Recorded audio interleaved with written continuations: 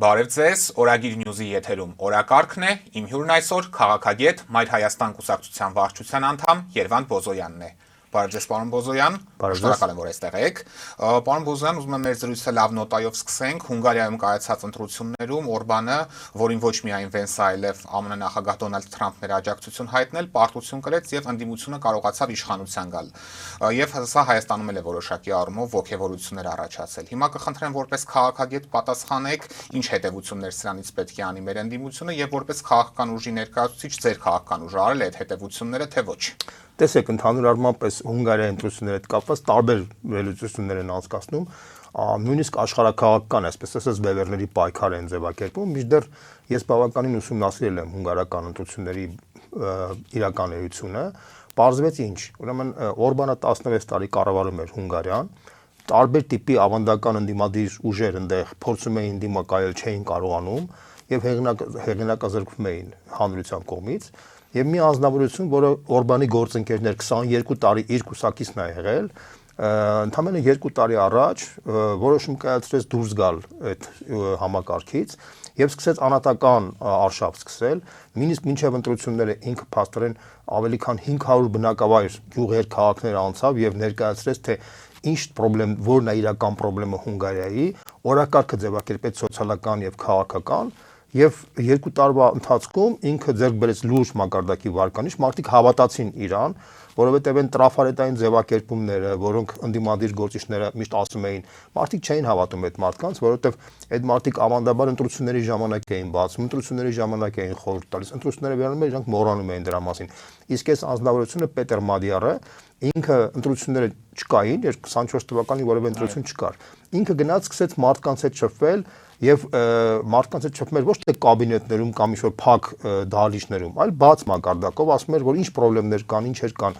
Իր եւ Օրբանի պատկերացումներն ու տեսակետները շատ չէին տարբերվում բոլոր իմաստներով։ Պարզապես ինքը ասում էր Օրբանը 16 տարի կառավարելով ինքը մխրճվել է արդեն կոռուպցիայի մեջ, թալանի մեջ, այն ինչ որ մենք բոլորս էլ գիտենք, եթե մի մարդ 10 տարի կամ 8-ից 10 տարի մնում է իշխանության, ինքը օբյեկտիվորեն ճահճանում է, լավագույն դեպքում ճահճանում է, վատագույն դեպքում կա շարակերություն, թալանի շատ ավելի մխրճվում է այդ ամեն ինչի մեջ։ Հիմա Օրբանը 16 տարի կառավարելով այդ բանի մեջ հայտնվել էր։ Եվ մարդիկ տեսան, հավատացին, որ այս անձնավորությունը փաստացի անկեղծ է այդ իմաստով, դե ինչքանով ինքը կարողանա դա լուծի, դա արդեն այլ խնդիր է, բայց մարդիկ հավատացին այս անձնավորությանը եւ ֆենոմենը դրա մեջ էր եւ ջախջախիչ հաջողություն ինքան 199 պատգամավորական տեղից պարլամենտում 138-ը ինքը գրած կան 2/3-ից ավել ինքը փաստորեն տեղ է ստացել, իսկ Օրբանը ստացել ընդամենը 54 տեղ։ Սա խայտարակ ջախջախիչ հաղթանակ էր եւ դա պետքա օրինակ ծառայի հայ հասարակության համար, որ Հայաստանի քաղաքական վերնախավները ոչ թե ընտրությունից ընտրություն պետք է գնան քվեք բանանեն մարդկանցից ուզեն, որ գնան հետո բանան, այլ պետք է մինչև ընտրությունները մարդիկ տարբեր տիպի սոցիալական, հանրային խնդիրների շուրջ գնային, հետաքրվեին, ակտիվ աջակցեին, մարդկանց հետ շփվեին, բանանային, որպեսզի մարդիկ էլ իրենց համար իրենց վստահեին եւ մարդիկ իրան։ Տեսեք, մեր քաղաքական ասում են քարոզարշավը սկսում է նախորդ ընտրությունների հաջորդ օրվանից մեծ հաշվով։ Տեսեք, այս տարիների ընթացքում 21 թվականից հետո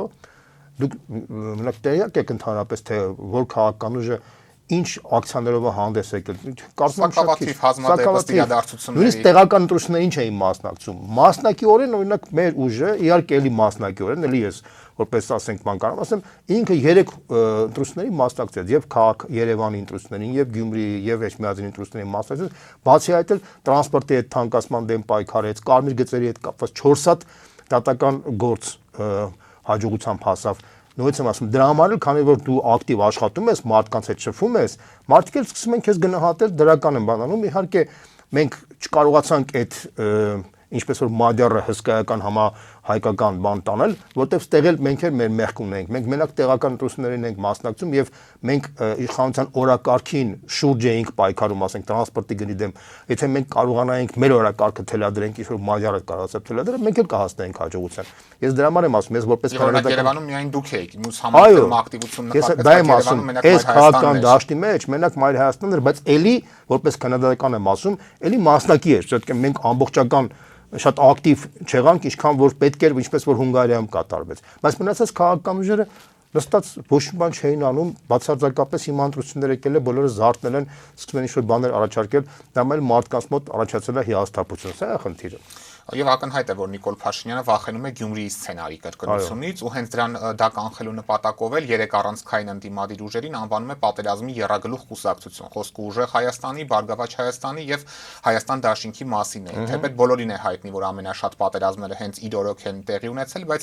այնուամենայնիվ ինչ եք կարծում, այս խոսույթը հանրային տրամադրությունների վրա ինչ ազդեցություն է ունենում։ Ես վստահ եմ, որ դուք նաեւ ձեր հարցումներն եք իրականացնում եւ հանրության տրամադրություններին տիրապետում եք։ Տեսեք, մենք ասես ձևակերպենք, որպեսզի բանջել է ավելի քան 30,000 մարդկանց հետ շփվել ենք։ Բարիզ բունի իմաստով ենք շփվել տարբեր Հայաստանի տարբեր բնակավայրերում։ Եվ ես հավաստիացնում եմ, որ մեծ մասը հասարակության արդեն այդ խայծը չի ուտում, այսինքն փաստացի այս մարդը, որի ժամանակ մենք մեծ պատերազմ ստացանք, հայտարարակ պարտություն ստացանք, 4000 երեխա զոհվեց դրա արդյունքում։ Երկրորդ անգամ Ջերմուկում մենք մի հատ միկրո պատերազմ ստացանք, որտեղ ավելի քան 200 զինվոր զոհվեց հայ, ընդ որում ավելի շատ, քան ապրիլյան պատերազմի ժամանակ, հա, եւ այս մարդը խոսում է խաղաղության մասին։ Սրանք առանց ամոթի հայտարարում են, որ Հայաստանի գլխավոր անվտանգության երաշխավորը պետք է լինի Ալիևը, դուք հասկանում եք, չէ՞։ Ես կարծում եմ, որ ողջամիտ մարդ չկա Հայաստանում, որ հասկանա, որ Ալիևը չի կարա երաշխավոր լինի Հայաստանի համար։ Եվ այդ պատճառով էլ կարծում եմ, որ այն երագլուխ դևը, որ ինքը ասում է, ինքն է այդ երագլուխ դևը, եւ ըստ էության ինքը անընդհատ խափելով զբաղված մեր հասարակության, հա, ինքը խափում էր խաղաղություն բերեց պատերազմ, ինքը խափում էր ասում էր Արցախը Հայաստանի վերջ, բերեց Արցախը Ադրբեջանի վերջ։ Հիմա էլ բանը Հայաստանի բանը այդ քարտեզը դրել է, ամբողջ աշխարհում մեկ խայտարակվում է։ Մարտիկ սա արդեն ինձ տարբեր երկրներից զանգում են, ինձ ասում են, որ եթե այս մարդը ձեր քարտեզը դնում է, դա նշանակում է ինքը քարտեզի կասկածի տակ է դնում ձեր քարտեզը։ Սա շատ հոգեբանական խնդիր է։ 20 թվականին Արցախի քարտեզով էր։ Բնականաբար մարդը երբ որ դնում է քարտեզ, դա նշանակում է, որ ինքը կասկած է ունում, որ այդ քարտեզը ինքը կարա պահի։ Սա շատ པարզ խնդիր է եւ հասարակության մեծ մասը հասկացել է, որ այս մարդը արդեն ավարտել է իր առաքելությունը, ինքը հեռանալու է։ Մի բան էլ ասեմ, որ Հայաստանի պատմության մեջ ոչ մի քաղաքական գործիչ 10 տարուց ավել չի կարողացել երրորդ անգամ երրորդ սրոկ գնալ։ Առաջին նախագահան նույնիսկ երկրորդ սրոկը չկարողացավ լիարժեք կատարել, երկրորդ նախագահան երկրորդ սրոկով ավարտեց եւ գնաց, երրորդ նախագահան փորձեց երրորդ սրոկ չստացվեց։ Հիմա այս մարդը ուզում է երրորդ սրոկ գնա, ընդ որում ի տարբերություն նախորդների, այս մարդու հետևանքները շատ ավելի աղետալի բնույթ են կրում։ Ինքը Արցախն է կորցրել, պետական անվտանգային խնդիրներ առաջացել, Հայաստանը օդի մեջ կախված է մնացել, Հայաստանի հարաբերությունները Ռուսաստանի հետ, որը այսօրվա դրությամբ պաշտոնապես մեր անվտանգության երաշխավորն է պետք է լինի, հա, որտեղ Թուրքիայի, Ադրբեջանի վտանգները տեսնելու խիստ կասկածի տակ է դրված, եւ այս մարդուն ինքը հույսը դրել է, որ երրորդ սրոկ պետք է լինի, դա քաղաքական ավանտյուրիզմ է։ Բայց քանի որ ժամանակին նույն բանի համար ինքը Սերժ Սարգսյանի դեմ էր պայքարում եւ երբ մեր լրագրողը հարցը իրեն տվեց, ասեց Եվրոպայում դեպքեր կան, որ 4-րդ, 5-րդ անգամ էլ տեսեք, ես քեզ մի բան ասեմ, ընդհանրապես մարդը երբ որ երկար ժամանակ իշխանության մեջ կտրվում է իրականությունից, կտրվում է, հայտնվում է ճահճի մեջ, իրան թվում է թե ինքը 18 թվականի մտածողության մեջ, իրան թվում է թե 18 թվականի պես իրան ժողովուրդը սիրում է։ Ինքը դրա մեջ մեղադրում է իր թիմակիցներին, որ ձեր պատճառով որ իմ հարկանի շահանկում ապրում եմ, գնացել է ձեռու ոտը անգել, ասենք տնը տուն է մտնում, որպեսզի կարողանա ինչ-որ բայց բոլորի համար հասկանալի է, որ այս ամեն ինչը արդեն խեղկատակություն է, երբ որ մարդը գնում է ինչ-որ դաշնամուր է նվագում կամ չգիտեմ գիտար է նվագում կամ թմբուկ է նվագում կամ հեծանիվ էր քշում մի ժամանակ, հիշում եք, հիմա հեծանիվը մոռացել է, արդեն թմբուկ է խփում, վաղ կարող է ֆուտբոլ խաղա, մյուս օրը կարող է չգիտեմ ինչ անի։ Սա գիտեք ինչ է, հոգեբանական իմաստով փախուստ է իրականությունից, ինքը փորձում է, քանի որ ինքը պրավալ է տվել քաղաքական իմաստով, ինքը փորձում է ինչ-որ ոչ քաղաքական դաշտի մեջ մտնել, որպեսզի ապա քաղաքական զանգվածի մոտ ինչ-որ հետաքրություն առաջացնի, սա առաջին հերթին երիտասարդներին իր կողմը գրավում, որոնց շրջանում բավականին ցածր վարկանիշ է։ Իհարկե, դե ես մի բան ասեմ ձեզ, էլի, իրա ընտրազանգվածը շատ հետամնաց զանգված է։ Ես մենք էլ ենք ուսումնասիրում։ Մարդ որ ասենք պերաշկի է ուտում ավտոբուսի մեջ եւ ցածր որակի երաշխությունով եւ մարդը մտածում է, որ այդ բանով ինքը դա անում է, որպեսզի իր այն ցածր զանգվածը կարողանա իր կողքը մինչև վերջ պահի, սա է խնդիրը։ Եվ նույնիսկ ճիշտ եմ հասկանում, այս պատերազմի շանտաժը գտնում եք, որ հակառակ ազդեցությունն է ունենալու ու չի ստիպելու, որ մարդիկ գնան քվեարկել իրեն։ Մարդիկ արդեն հասկացել են, որ այս մարդը երբ որ խոսում է պատերազմի վտանգի մասին, ինքը բերել է այդ պատերազմը, ինքն է բերել, չէ՞։ դա արդեն չի աշխատում։ Հետո մարդկանց մեծ մասը արդեն բոլորն էլ հասկանում են, որ Ալիևի վրա վստահել չի կարելի, մեզ պետք է բնականաբար լուրջ երկրների երաշխիք, իսկ լուրջ երկրները այս մարդուն լուրջ չեն վերաբերում, բոլորը դա գիտեն, իրան ոչ մեկ լուրջ չի վերաբերում, ոչ Ռուսաստանը, ոչ Միացյալ Նահանգները, ոչ մեկ լուրջ չեն վերաբերում։ Իրան փորձում են մանրադրամ օգտագործել, բայց լուրջ որպես գործընկեր ոչ մեկ լուրջ վերաբերում են, ասենք Ալիևին, լուրջ վերաբերում են այլ տիպի երբ, բայց իրան լուրջ չեն վերաբերում։ Ինքը խեղկատակ է Իրանից ներկայացնում, եւ բոլորը դա հասկացել են եւ ժողովուրդն էլ է ինտուիտիվ դա հասկացել։ Եվ այդ իմաստով իր հերանեկարը հասկանալի է արդեն հունիսի 7-ից հետո Հայաստանում արմատապես փոխվելու է քաղաքական իրավիճակը։ Դուք մեր նախորդ զրույցներից մեկում, երբ Սամվել Կարապետյանին նոր էիք ձերբակալել, նշել էիք, որ նա հայկական Իվանիշվիլի դառնալու 4 տարբերակ ունի եւ տարբերակները չէիք բացահայտել այդ ժամանակ։ Հիմա գնահատելով Կարապետյանի ուժի գործունեությունը եւ այս ամիսների պայքարը, օրեր առաջ էլ բավականին մեծ հանրահավաք իրականացրեցին, որից հետո իրենց նկատմամբ ճնշումներ սկսվեցին, որքանով եք իրատեսական համարում, որ այս սցենարը կլինի եւ իշխանափոխությունը հենց Կարապետյանի դեմքով կարող է լինել։ Տեսեք, ես sense ձևակերպեմ, Կարապետյանին երբ որ անցյալ տարի ձերբակալեցին, ես կանխատեսեցի, որ ինքը ունի հնարավորություն իսկապես հայկական Իվանիշվիլի դառնալու եւ ինքը շատ մեծ այդպիսի շանս ուներ, եթե կարողանար համախմբել ամբողջ քաղաքական դաշտը իր կողքը։ Բոլորն ասում են, որ դա հնարավոր չէ, դա տեսական զրույց է, դա գիտեք ինչ, դա ասում են այն մարդիկ, որոնք քաղաքագիտական պատկերացումներ չունեն, քաղաքական պատկերացումներ չունեն։ Ընդհանրապես քաղաքականության մեջ ամենատրամաբանականը, որ երկու բևեռ ձևավորվի, իշխանություն եւ ընդդիմություն։ Տեսեք, Տրամպի եւ Բայդենի մեջ գնաց կռիվը, Հունգարիայում գնաց Մադիարի եւ Օրբանի միջեւ, չգնաց 10 ուժերի միջեւ։ Հասկանում եք, չէ՞, ինչ եմ ասում։ Սա է տրամաբանությունը։ Տրամաբանությունը կանում է այն բանում, որ հիմնական երկու ուժն են գնում։ Բայց քանի որ մեր հասարակությունը ցավոք սրտի հետամնաց հասարակությունն է, հետամնաց հասարակությունն է, որտեղ քաղաքական վերնախավն է անզարգացած, քաղաքական վերլուծաբաններն են տգետ, իրանք մեծամասամբ ցավոք սրտի եմ ասում, իրանք կայացած մարդիկ չեն, պատկերացումներ չունեն, գիրք չեն կարդացել, դրա համար չեն տիրապետում այդ ամեն ինչին։ Դրա համար էլ այս իրավիճակի պայմաններում, եթե դու չունես զարգացած քաղաքագիտական վերնախավ, քաղաքական վերնախավ, մտածող զանգված, դու չես կարող ունենալ այնպես ուժեղ քաղաքական գործիչներ, որոնք կարող են այդ դրանից հիմնավորելով առողջ որոշումներ կայացնեին։ Եվ այդ իմաստով մենք տեսանք այն ինչ որ տեսանք, մենք փաստացի մնացել ենք մի տարբերակի մեջ, որտեղ փաստացի հիմնական 3 ուժերն են մասնակցել, դա Սամվել Կարապետյանի ուժն է, դա Բարգավաճ Հայաստանն է եւ Հայաստան Դաշինքն է, դա այդքան էլ օպտիմալ տարբերակ չէ, լավագույնը կլիներ, որ մեկ միասնական ուժ լիներ, հենց Սամվել Կարապետյանի գլխավորությամբ, բայց ցավոք սրտի եմ ասում, Սամվել Կարապետյանի շրջապատը այդ գիտակցությունը չունեցավ, որ այդ ճանապարհով գնա, նույնիսկ այս պարագայում իշխանությունը որևէ շանս չունի վերարտադրվելու։ Եթե լիներ մեկ ուժ, ապա դա ջախջախիչ պատություն կկրեր իշխանությունը։ Հիմա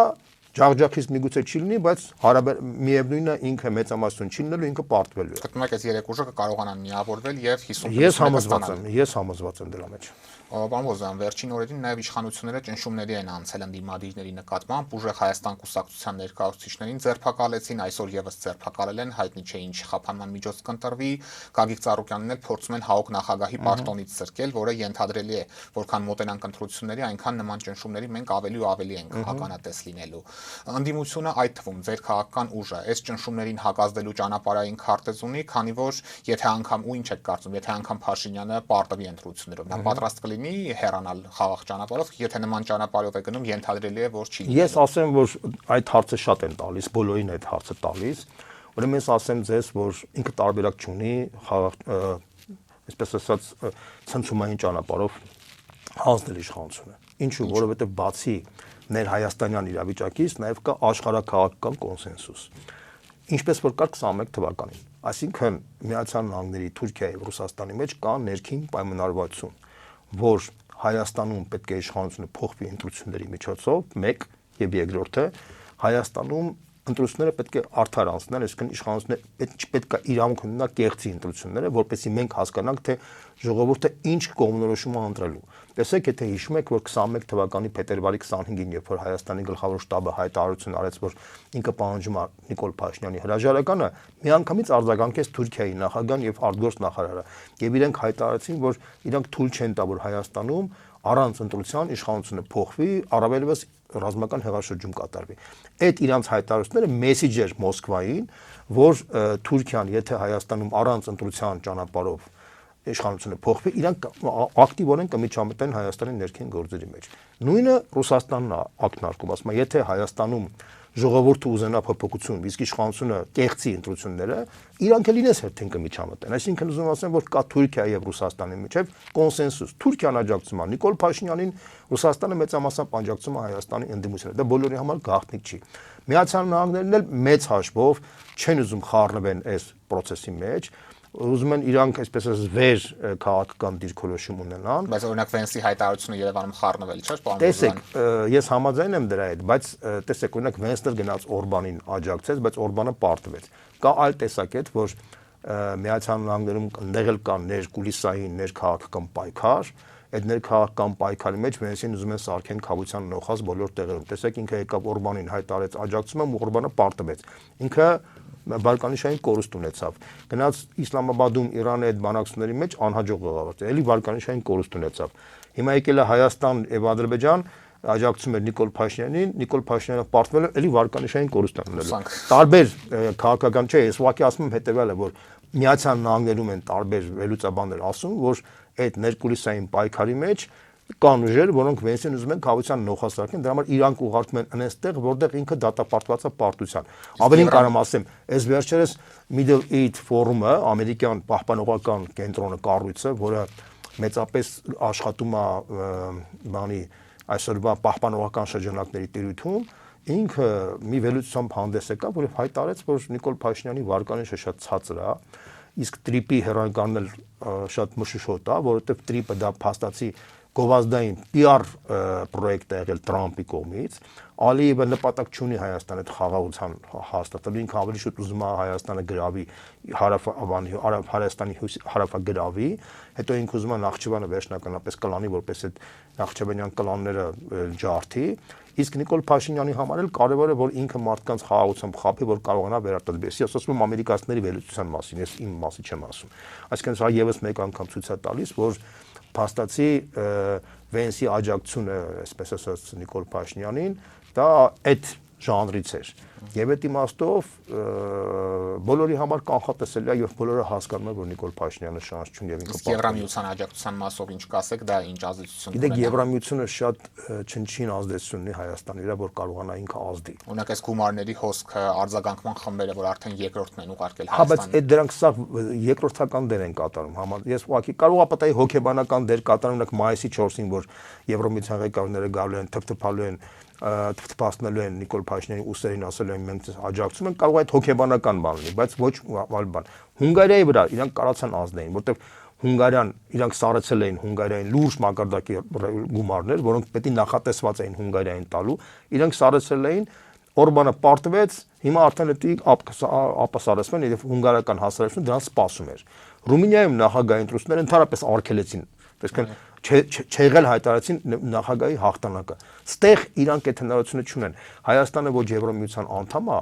ոչ էլ մոտ է Եվրոմիության անդամ դառնալու, իրանք շատ լավ հասկանում են, իրանք Հայաստան դիտարկում են որպես մանրադրամ Ռուսաստանի դեմ։ Տեսեք, ես մի հատ օրինակ բերեմ, որ դուք պատկերացնեք։ Վրաստանը ի տարբերություն Հայաստանի Եվրոմիության անդամ դառնալու գործընթացի մեջ շատ ակտիվ դեր է կատարել։ Տեխնացու երկրի կարգավիճակ ունի, դուք գիտեք դրա մասին, չէ՞։ Ուրեմն 22 թվականին արդեն երբ որ լավ հիշեք այդ բանը, որ փաստացին բոլորը հայտարարեցին, որ բանը Վրաստանը արդեն այդ ճանապարհին շատ մոտ է, որ ինքը դառնա Եվրոմիության անդամ եւ նույնիսկ Ուկրաինայի եւ Մոլդովայի հետ երակի մեջ արդեն բաներ անում, իրանք ինչ հայտարարեցին, ասացին, որ մեր համար հիմա կարևոր է, որ դուք երկրորդ ճակատ բացեք Ռուսաստանի դեմ։ Անդուն Իվանիշվիլի հետ Միացյալ Նահանգների դեսպանը այն ժամանակվա հանդիպել էր, ասել էր, որ մեր համար գլխավորը սա է։ Եվրոմիության ղեկավարները զանգում էին, ասում էին, որ մեր համար ձեր անդամության դառնալը առանց Ռուսաստանի դեմ երկրորդ ճակատ բացելու երկրորդական է։ Այսինքն իրանք ակնարկում էին, որ ձեր Եվրոմիության անդամի դառնալու գինը Ռուսաստանի դեմ պատերազմ հրահարելն է։ Սա հասկանում եք ինչ է նշանակում։ Այսինքն իրենց համար Եվրոմիության անդամ դառնալը Հայաստանի, Վրաստանի համար իրանք մանրադրամ են դիտարկում։ Իրանք չեն համարում, որ մենք եվրոպական երկրներ ենք։ Իրանք չեն համարում, որ մենք եվրոպական երկրներ ենք։ Իրանք համարում են, որ սա Ռուսաստանի բանը հերավոր մի հատ անկյուն է, որտեղ մենք պետք է օգտագործենք Ռուսաստանի դեմ որպես մանրադրամ։ Դա պատմությունն է դա եղել։ 100 տարի առաջ էլ նույն բանը եղել։ Նույն բանն է եղել ինքը։ Այսինքն, որտեվ օբյեկտիվորեն Հայաստանի հարևանը ոչ Շվեյցարիան է, ոչ էլ Իտալիան է, որ համարեն, որ մենք եվրոպական երկիր ենք։ Նույնը Վրաստանի մասին է խոսքը։ Եվ այդ իմաստով այդ խոսակցությունները Եվրամիության անդամ, տեսեք Թուրքիան, որ հզոր Թուրքիա է, հսկայական Թուրքիա եւ ինքը իր մի մասով եվրոպական երկիր է, այդ Ստամբուլի մասով գիտեք, չէ՞։ Ինքը 40 տարուց 50 տարուց ավելի Եվրամիության անդամազում դառնա, իրան թույլ չեն տալի, որ ինքը դառնա Եվրամիության անդամ։ Ես էլ չեմ ասում, որ այն Բալկանյան երկրները, որ մինչև հիմա Եվրամիության անդամ չեն, եւ հələ երկար ժամանակ կան գնալու, որ իրանք Եվրամիության անդամ դառնան։ Սա է խնդիրը։ Եվ ձեր ուժի մասով, պարոն Բոզոյան, Գագիկ Ծառուկյանը հայտարարել է, որ վարչապետի 3-ից 4 տեխնացու ունեք, բայց առ այս պահը նրանց անունները հանրությանը չեն ներկայացվել, եւ այս իրողությանն էլ հղում կատարելով իշխանության ներկայացուցիչները պնդում են, որ ընդդիմադիր 3 ուժերը իրականում նույն մեկ ուժն են եւ վարչապետի տեխնացուն լինելու է Ռոբերտ Քոչարյանը։ Ի վերջո դուք երբ եք պատրաստվում ձեր տեխնացուներին հանրությանը ներկայացնել եւ հենց դրանով էլ նմանատիպ շահարկումներին կարծում եմ վերջ կտրվի։ Ես կարծում եմ, որ մոտ ժամանակներս իշխանությունը կլսի այդ տեխնացուի անունը եւ այդ շահարկումները միանգամից դուրս կգան, որովհետեւ դա կլասիկ շահարկումներ են։ Ամեն մի քաղաքական ուժ իր դիմագծովագնում ընտրության եւ իր տեխնացուն ունի բնականաբար, եւ որ քաղաքական ուժը որ առավել ձայն շատ հավաքեց ընդդիմադիր դաշտում, ինքն էլ ամենամեծ շանսը կունենա վարչապետի տեխնացուն դառնալիս մյուսները կաջակցեն դրան։ Եվ այդ իմաստով ինչպես որ Գյումրիում իհարկե որ քաղաքական ընդդիմադիր ուժը որ առավելապես շատ մեծ ձեր հավաքիլ, նա էլ կունենա այդ հնարավորությունը վարչապետի նշանակելու մյուսներն էլ բնականաբար կաջակցեն, որովհետեւ բոլորն էլ հասկանում են, որ ոչ Բարգավաճը, ոչ ուժեղ Հայաստանը, ոչ էլ Հայաստան դաշինքը չեն համագործակցելու այսօրվա իշխանության հետ, որովհետեւ դա հասկանալի Հայաստանում դա էգզիստենցիալ խնդիր է։ Սա շարքային քաղաքական process չի, որ մենք ասենք, որ այ ԿՊ-ն ամենաշատն է հավաքել, իր հետ կարելի է ինչ-որ կոալիցիա կազմել կամ չգիտեմ ինչ, սա է խնդիրը։ Բայց ասում են ուժեղ Հայաստանի դեպքում Սամվել Կարապետյանը չի կարող լինել, Գագիկ Ծառուկյանը հայտարարել է, որ չի լինելու, այստեղ մնում է Ռոբերտ Քոչարյանը, որ կարող է եւ հենց սրանով են պնդում, որ նրան է աջակցելու։ Տեսեք, հիմա մոտ ժամանակներս Բարգավաճ Հայաստանը կհայտարարի կոնկրետ իր տեխնացուի վերաբերյալ եւ մարդկանց այդ ամբողջ այդ բամբասանքն ու սպեկուլյացիաները միանգամից կփակվեն։ Սա պարզ խնդիր է, այսինքն մարդը հայտարարել է, սպասեք ինքը ասել է, չէ՞ որ ես ունեմ տեխնացու ժամանակ կգա դες կհայտարարեմ։ Այդ ժամանակը շատ հեռու չէ ժամանակը, կարճ ինքը կհայտարարի եւ բոլոր այդ սպեկուլյատիվ խնդիրները միանգամից կհանդարտվեն։ Պարզ հարց է, եթե քաղաքական ուժ է գնում ընտրության, ինքը չի կարող չունենալ վարչապետի տեխնացու դեր տրամաբանական է եւ այլ խնդիրը ամեն մի քաղաքական ուժ իր տակտիկան ու ստրատեգիան է որոշում թե ինքը երբ հայտարարի դրա մասին։ Հիմա այդ օգտագործելով այդ իրավիճակը իշխանությունը փորձում է քաղաքական սպեկուլյացիաներով այս ամեն ինչ խաղաղության հետ կապված այստեղ էլ է այդ սպեկուլյացիաները փորձում օգտագործի, բայց դա չի աշխատում։ Եվ ես այն կարծիքին եմ, որ ընդդիմադիր ուժերը պետք է այդպես ասած այդ турք չտան այդ ամեն ինչին եւ չմտնեն այդ սպեկուլյատիվ process-ների մեջ եւ իրար վրա ցեղ չշպրտեն։ Ու այս ներքաղաքական մասը ամփոփելով Իշխան Սաղաթելյանը առաջարկել էր, որ առաջիկա օրերին ընդդիմադիր 3 առանցքային ուժերը եւ մյուս ընդդիմադիրները եւս հանրահավաքով հանդես գան եւ դատապարտեն այս ամեն ինչը, որը կատարվում է երկրում այս պահին։ Այս հանրահավաքը դուք որքանով եք արդյունավետ համարում ու դիտարկում եք դրան մասնակցելու հնարավորությունը։ Տեսեք, ես այս պայծրությամբ դեռ չեմ կարող որևէ բան ասել, բայց ես կարծում եմ, որ բոլոր ընդդիմադիր քաղաքական ուժերը, ոչ միայն այս 3 հայր, նաև կարծում եմ, որ էլի ընդդիմադիր ուժեր կան, որ մասնակցում են, որոնք էլի կարող են 4%-անոց բանը բարիերը հաղթահարեն։ Ես կարծում եմ, որ բոլորն էլ պետք է որոշակի ինչ-որ մի հատ, չգիտեմ, կոնսենսուս մի հատ ինչ-որ հայտարարվի կամ ինչ-որ բան ստորագրվի, որ հայտարարեն, որ ընտրությունների ժամանակ իրար պետք է չքննադատեն, իրար հանդեպ պետք է ցեղ չշպրտեն եւ թիրախը պետք է լինի մեկը։ Եվ ես կարծում եմ, որ դա հասունանալու է մոտ ժամանակներս եւ ես համոզված եմ, որ դրա պահանջը կա, հասարակությունն էլ պահանջը զգում է, հասարակությունը պետք է հասկանա, որ պայքարը գնալու է երկու բևեռի միջև, մի բևեռի եւ երկրորդ բևեռի միջև։ Հասարակությունը եթե ունենա 15 հատ բևեռ, հասարակությունը կշփոթվի, չի կարա կողմնորոշվի։ Դա շատ կարեւոր է, որ մարդիկ հասկանան, բայց դա էլ կախված է նաեւ ընդդիմադիր ուժերից։ Այնտեղ sense ասեմ դες մարդիկ կան, որ այդքան էլ փորձ չունեն քաղաքականության մեջ նոր են մտել, փորձ չունեն եւ իրանց թվում է թե սայթակում են, չեն պատկերացնում, ասենք, գիտեք, ես 30 տարի է հետևում եմ ընդհանրապես process-ներին։ Մարդը, որ ընտրական process-ի մեջ մտնում է, այսպես կոչված ընտրական շիզոֆրենիա ձևակերպում կա։ Մարդուն թվում է, թե որ ինքը որ գնում է որտեղ որ իրան դրական, նրան թվում է, թե սա էսա ժողովրդի իրան ծեն է տալու։ Սա երբ որ մարդը առաջին անգամ մտնում է խայծը կուլա տալի, բայց երբ որ մարդը փորձ ունի արդեն, մարդը հասկանում է, որ Հիմա ցանկացած գյուղ որ գնա, ցանկացած գործիչ գնա, այդ գյուղացիները հավաքվել են ողջունել այդ մարդուն, բայց չի նշանակում այդ գյուղացիները գնան կոնկրետ այդ մարդուն աջակցել։ Դա կապ չունի հանրահավաքներին։ Նույնը հանրահավաքներին, նույնը ասենք, դա դրա համար եմ ասում, երբ որ Փաշինյանը գնում է մի հատ տեղ կամ ընդդիմադիր գործիչը գնում է մի հատ ուրիշ տեղ, գյուղը վրա հավաքվում է, ասում է, չգիտեմ ինչ ջան, բան խոսում է, մարդկանց թվում է թե դրանով всё արդեն ժողովուրդը ոտնես չի։ Այս ժողովուրդը ինքը սեգմենտացված ժողովուրդ է արդեն։ Ինքը մեծ հաշվով երկու մասի է բաժանված։ Մի մասը որ պետքա գնա քվեարկի ընդդեմ Փաշինյանի, մի մասը պետքա քվեարկի Փաշինյանի օգտին։ Սա է հարցը։ Եվ մեծ կողմնորոշված մարդիկ նաև ունենք։ Չկողմնորոշված մարդիկ էլ կա, ես համաձայն եմ, այդ չկողմնորոշված մարդկանց մի մասը կարող է տենց էլ մնա չկողմնորոշված, մի մասը այն նորմալ կողմնորոշվի կգնա քվեարկի։ Մեր գլխավոր խնդիրը այն է, որ մաքսիմալ շատ մարդիկ մասնակցեն քվեարկության։ Ինչի է դա կարևոր, որովհետև Փաշինյանի զանգվածը շատ հստակ է, ինքը կոնստանտ է, ինքը ստաբիլ զանգված է։ Իսկ ընդդիմադիր դժգոհ զանգվածը շատ ավելի մեծ է, ասենք մի 2-3 անգամ շատ ավելի մեծ է, բայց մի մասը հիասթափված է, մի մասը ոչ մեկին չի հավատում, մի մասը սրան հավատում է, նրա չի հավատում, բան, որպեսզի այդ մթնոլորտը մենք ջարդենք, մեզ պետք է իսկապես այդ մթնոլորտ փոխենք, այդ մթնոլորտի մեջ որպեսզի իրար վրա ցեղ շպրտելը, թվում է թե մրցակցության մեջ ինքը մրցակից է տեսնում իրան առաջ է գնում, ինքը չի հասկանում, որ դրանով ինքը իրան է վնաս տալիս առաջին հերթին։ Սա շատ կարևոր խնդիր է։ Բայց հիմա ես չեմ ուզենա շատ այսպես ասած երկար կոչ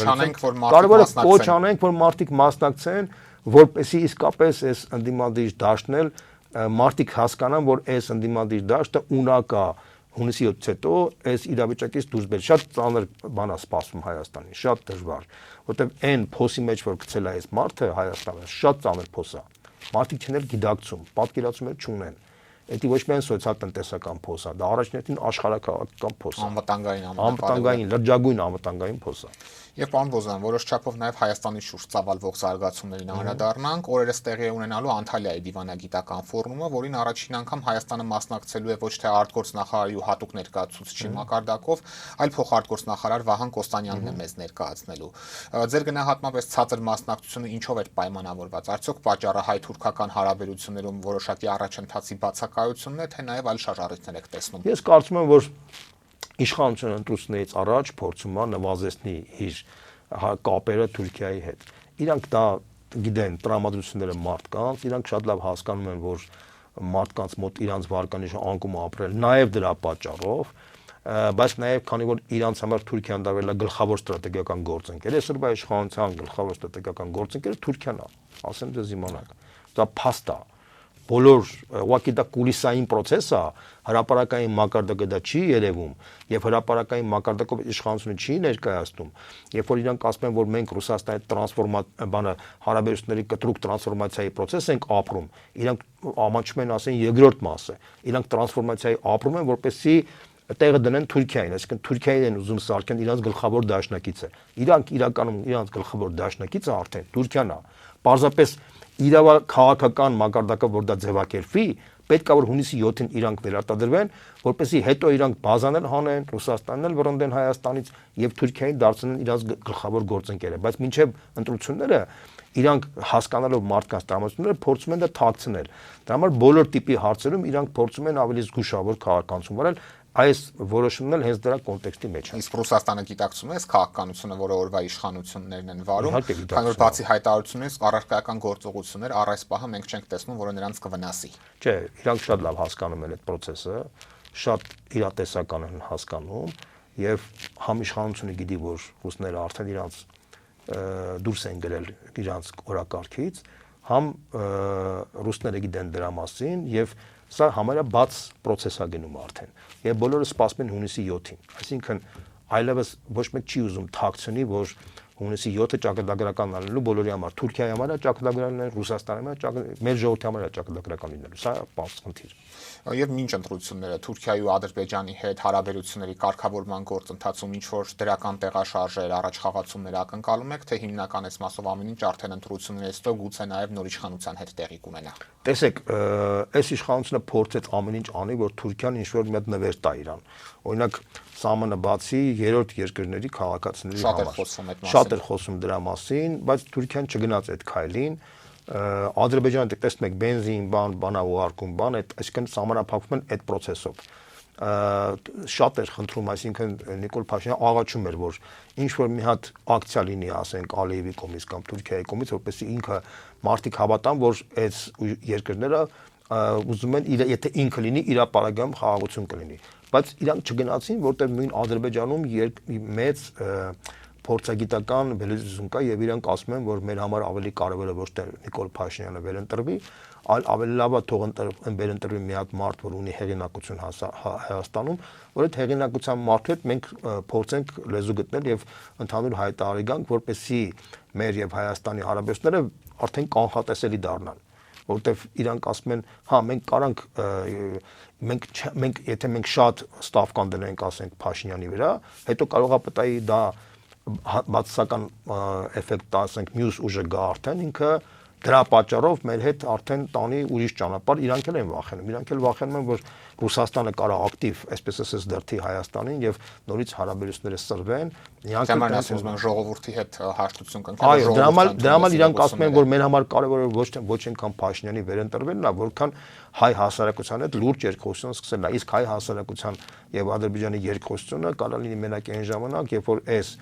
իշխանությունը չլինի, որտեղ այս իշխանությունը բոլորը համարում են դա Թուրքիայի պրոքսի իշխանություն, այսինքն դրանք Թուրքիայի ազդեցության գործականների իշխանությունը համարում հասարակության 60%-ից ավելը եւ այս իշխանության պարագայում ոչ մեկ ցանկացած քայլ այդ ուղղությամբ անվստահություն առաջ բերելու։ Եվ Իրանի մասով, պարոն Բոզոյան, ինչ գնահատական ունեք, հաստատված հրադադարը որքանով կհաջողվի վերածել երկարաժամկետ խաղաղության, քանի որ տեսնում ենք բանակցություններն էլ որևէ արդյունք չտվեցին եւ Միացյալ Նահանգներից էլ սկսում ենք վերջին օրերին նաեւ կոշտ հայտարարություններ լսել որոշ չափով։ Տեսեք, Իրանի մասով հետեւյալը ձևակերպեմ, վերջին պատերազմի արդյունքում ճիշտ է Իրանը շատ մեծ կորուստներ կրեց, բայց այն նպատակը, որ դրել էր Միացյալ Նահանգները իր արժեվ փոխել Իրանի ռեժիմը, փաստորեն ձախողվեց։ Այսինքն իրանք սպանեցին 40-ից ավել հայտնի գործիչներ, ղեկավարներ, կրոնական ղեկավարներ, աշխարհիկ ղեկավարներ, գործադիր իշխանության ղեկավարներ, զինվորականներ, բայց այդ համակարգը չփլվեց։ Այսինքն մարդիկ տեսան, որ բոլորը տեսան, որ առանց ցամաքային օպերացիայի Իրանում հնարավոր չի բան փոխել։ Ավելին այդ միջուկային այդ բանը որ կա, պաշարները որ կան, ընդեղից իրանք չեն կարող հանել, մինչև որ ցամաքային օպերացիա չլինի։ Ցամաքային օպերացիա իրականացնել 92 միլիոնանոց երկրի դեմ, այն էլ ունենալով միլիոնից ավել բանակ, դա ոչ Իրաք է, ոչ Սիրիա է, ոչ բան է, դա լուրջ երկիր, ոչ է Լիբիա է։ Դա լուրջ երկիր է, որը ունի չընդհատվող 2500 տարվա պետականության պատմություն։ Դուք հասկանում եք, չէ՞, ինչ է նշանակում։ Երբ Միացյալ Նահանգներում բոլոր ղեկավարները միշտ գերադասում էին ակտիվ ռազմական գործողություն չանել Իրանի դեմ։ Այս անձնավորությունը, որ եկավ, որի ես էլ մեծ հույսեր ունեի, որ ինքը որտեղ այդ Բայդենի բանից բոլորը հոգնել էին այդ գլոբալիստներից, բաներից, կապես այդ աճ պահպանողական արժեքները, խաղաղարար հանդես գալիս, խաղաղարար հանդես գալիս 8 բանը խաղաղություն եմ հաստատել բան եւ այլն, բոլորս հավատացինք իրան եւ նաեւ հավատացին ամերիկյան հասարակության այն ամենապրոգրեսիվ հատվածը, բայց ցավոք սրտի ինքը բոլորին խաբեց, հրեական շրջանակները տակ ազդեցության տակ ինքը հայտնվեց, Նետանյահուի դրդմամբ հավատաց, որ հնարավոր է Իրանում լուրջ փոփոխություն անցկացնել, մտավ այդ պատերազմի մեջ եւ ինքը հայտնվեց թակարդի մեջ։ Ինքը թակարդի մեջ է, ինչի որտեվ ամերիկյան կոնգրեսի օրենքի համաձայն մինչև 60 օր ինքը կարա ռազմական օպերացիաներ անցկացնի առանց կոնգրեսին թույլատրություն հարցնելու։ Մինչև մայիսի 1-ը լրանում է այդ ժամկետը։ Մայիսի 1-ից հետո արդեն ցանկացած քայլ ինքը պետք է կոնգրեսով պայմանավորվի։ Կոնգրեսում էլ ոչ միայն դեմոկրատներն են դեմ, այլ նույնիսկ հանրապետականի մի զգալի մասն է դեմ։ Ինքը Տրամպը շատ լավ հասկանում է, որ իր ձեռներն ու ոտերը կապված են, արդեն ինքը ռազմական օպերացիա չի կարող իրականացնել Իրանի դեմ, դա միանշանակ է։ Եվ ինչքան մոտենում է մայիսի 1-ը, այնքան ավելի հավանական է դառնում, որ ռազմական օպերացիա չի լինելու։ Իրանն էլ տեսնելով այս իրավիճակը, նա դիրքերը ամրապնդում է, ուժեղացնում է իր դիրքերը, ասում է, «Կան որ դուք ինձ հսկայական մեծ կորուստներ եք տվել, պետք է կոմպենսացիա տակ դրա դիմաց։ Ես ոչ միայն իմ հարստացված ուրանը չեմ տա ոչ մեկին, այլ նաև ոչ միայն բանը հրթիռային համակարգի այդ ամբողջ նախագիծը չեմ բան, այլ նաև դուք ինձ պետք է կոմպենսացիա տաք»։ Այսինքն իրանք էլ իրանց բաժնեն են դնում, համարում են, որ իրանք արդեն հաղթել են, պլյուս դրան Իրանի բոլոր իրատեսական չափավոր գործիչները սպանվել են հենց Իսրայելի կողմից, դիտավորյալ են սպանվել են, որպեսզի այնտեղ թողնեին արմատականներին, բազաներին, որպեսզի բազաներով հնարավոր չլներ խաղաղության հասնել, Իսրայելի նպատակը դա էր, Իսրայելը դա Իսրայելը սրբա վարչապետը դա ավանցուրիստ է, համաշխարհային մակարդակի ավանցուրիստ է, իր անձնական շահի պատճառով ինքը պատրաստ է համաշխարհային կատաստրոֆայի տանել ամբողջ աշխարհը։ Սա արդեն բոլորի համար տեսանելի է, դրա համար դա առաջնորդին իր ժողովրդին է վնաս տալիս, որտեվ Իսրայելի վարկանիշը հիմա խայտարակ անկում ապրել ամբողջ աշխարհում, դա ոչ միայն անկում ապրել Ռուսաստանում, Չինաստանում, մահմեդական աշխարհում, նաև եվրոպական երկրներում։ Նույնիսկ Միացյալ Նահանգներում են արդեն մեղադրում, որ ինչի է Տրամպը դարել Իսրայելի կամակատարը, հասկանում եք ինչ նախնդիրը։ Եվ այս պայմաններում ես քիչ եմ հավանական համարում ռազմական գործողությունների Միացյալ Նահանգների կողմից, դա պոպուլյար չի ոչ մի պարագայում, ինքը շանս չունի ռազմական գործողություն անի։ Իրանն էլ ինքը համարում է, որ ինքը հաղթող կողմ է, ինքը արդեն թելադրելու է ինչ-որ բաներ, որի արդյունքում այդ Օրմուզի նեղոցը, եթե փակ մնաց, դա համաշխարհային լուրջ տնտեսական ճգնաժամի աղբյուր կարա դառնա, պատճառ կարա դառնա, շատ անորոշ մենք ժամանակահատվածի ենք հայտնվել։ Հենց սրանում ինչ ճակատագիր է սպասվում այդ Թրամփի ուղի կոչվող ծրագրին, որը մի ժամանակ այս իշխանությունների հպարտություններ, բայց հիմա կարծես չեն նախ սիրում խոսել դրա մասին։ Գիտեք, ես կարծում եմ, որ այս պայմաններում արդեն խոսել Տրամփի ուղու մասին ծիծաղելի է, որտեվ հիմա դրված է ամերիկյան ռազմականների վերացման խնդիրը ծոցի երկրներում։ Նույնիսկ ավելին կարամ ասեմ, Իրանը դրել է, որ պետք է ռազմականները դուրս բերվեն։ Չեք հավատա։ Այն 10 պայմանները, որ դրած է, Միացյալ Նահանգները համաձայնվել են, բայց մի պայմանով, որ մենք պատրաստ ենք դուրս բերել մեր ռազմականները, բայց մի պայմանով, որ դու քո հարստացված ուրանի այդ 400 կիլոոնց, ասենք, այդ հարստացված ուրանը հանձնես մեզ, որ մենք երաշխիք ունենանք, որ դու ատոմային զենք չես ստեղծելու։ Այսինքն նույնիսկ իրանք դրան են համաձայն։ Ավելին իրանք նույնիսկ համաձայն են, որ Օրմուզի նեղոցում Իրանը ինչ-որ կոմպենսացիոն մոմենտով ինչ-որ գումարներ վերցնի։ Իրանք մենակ այդ հարստացված ուրանի խնդիրը դրած, որտեղ դա օբյեկտիվորեն բավականին լուրջ խնդիր է, որտեղ եթե Իրանը ունենա ատոմային զենք, ապա դա բոլոր տոցի երկրները կվախենան դրա արդյունքում, այսինքն բալանսը շատ ռադիկալ կփոխվի եւ դա կլինի լրջագույն ճգնաժամ, այսինքն փաստացի իրանք պայքարում էին իբր թե որ Իրանը չունենա, իրանք ուժեղացեցին Իրանի դիրքերը եւ Իրանը հակառակ էֆեկտ ունեցավ եւ հիմա էսի ոնց է լուծվելու է թնջուկը։ Այդ հարցի ես պատասխանը չունեմ։ Հանուն արդարության պետք է ասեմ, որ Իրանի ատոմային զենք ունենալու ծրագիրը չի աջակցում նաև Ռուսաստանի եւ Չինաստանի կողմից, որովհետեւ ոչ մեկին դա շահավետ չի, որ Իրանը այդ զենքը ունենա, նույնիսկ ասենք նույնիսկ ամերիկական աշխարհում, բացի արաբական երկրներից Թուրքիան էլ շահավետ չի, Պակիստանին շահավետ չի, որտեղ Պակիստանը ինքը մոնոպոլիա ունի իսլամական աշխարհի միակ երկիրն է, որ ատոմային զենք ունի։ Թուրքիան չունի, բայց Թուրքիան ասում է, թե Իրանը ունենա, ես բալանսով ավելի թույլ վիճակի մեջ կայտնեմ, իսկ արաբական երկրները վախի մեջ են ապրում Իրանից։ Այսինքն ուզում ասեմ, որ այդ խնդիրը պետք է լուծվի, բայց կլուծի այդ խնդիրը Տրամպը թե ոչ, խիստ կասկածում եմ, որտեղ Տրամպը այն մարդը չի արդեն, որպեսզի կարողանա այդ խնդիրը լուծի, որտեղ Տրամպի հանդեպ վստահությունը 0 է իրանական կողմի